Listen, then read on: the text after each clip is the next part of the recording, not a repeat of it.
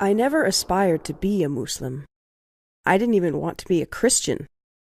The whole concept of organized religion was distasteful. I sought to use my mind, not resort to some ancient book for assistance in living my life. If you had offered me millions of dollars to join one faith or another, I would have declined. One of my preferred authors was Bertrand Russell, who maintained that religion is little more than superstition and generally harmful to people. He believed the religious outlook served to inhibit knowledge and promote fear and dependency, in addition to being accountable for much of our world's wars.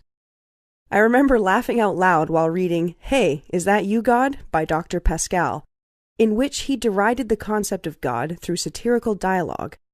It all seemed so logical.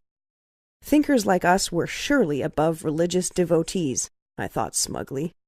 I wanted to systematically prove religions were no more than a hoax. I purposefully set out to do just that. Yet, here I am, Muslim. Sure, I made the declaration of faith, but the choice I had was really no choice at all. Essentially, I was compelled, forced to accept Islam.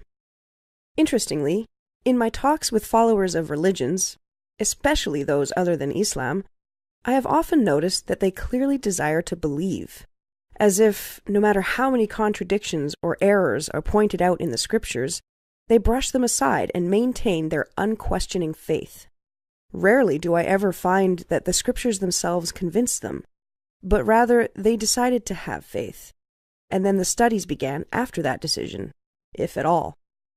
They knew what they believed, either by having been raised upon it, or, like a friend of mine told me, Islam seems foreign, so I never looked into it. Personally, I never considered myself to be seeking God, but if I had, the last place I think I would have looked would have been in an old book, or a building, or a person. In actuality, this notion was not built on hard facts. It was an assumption. I had no evidence.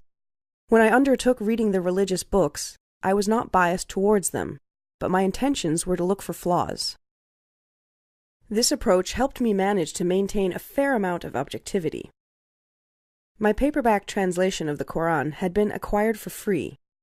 I didn't even stop to chat with the MSA students standing at the table stacked with books.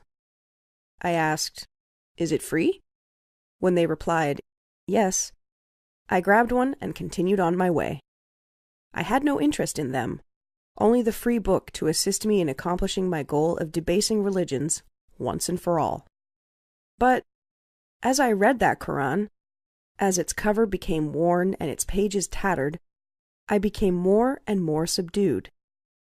It was distinct from the other religious books I had also collected. I could understand it easily. It was clear. A friend of mine once began ranting about how God in Islam is angry and vengeful. I came to its defense without even realizing it, opening it up and easily flipping to one of the many pages that said, "Surely God is forgiving, merciful." It was as if the Quran was speaking to me directly, responding to my life.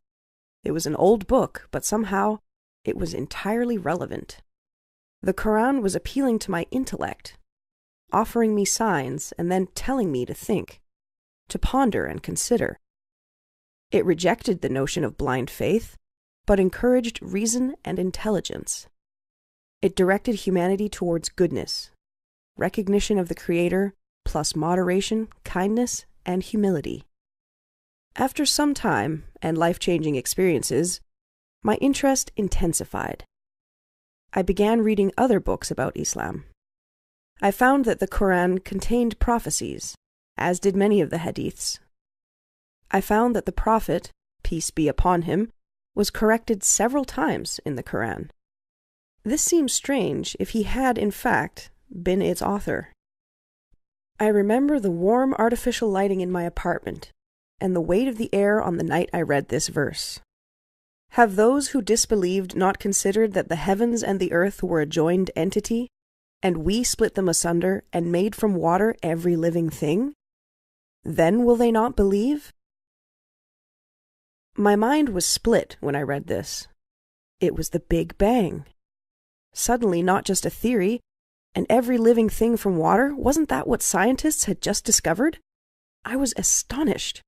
It was the most exciting and yet frightening time of my life. Now what? There were only two choices, and one was no choice at all. I could not deny what I had discovered, ignoring it and going on with my life as before, though I did consider it briefly. That left only one option. I knew I had to accept Islam, because the only alternative was denying truth.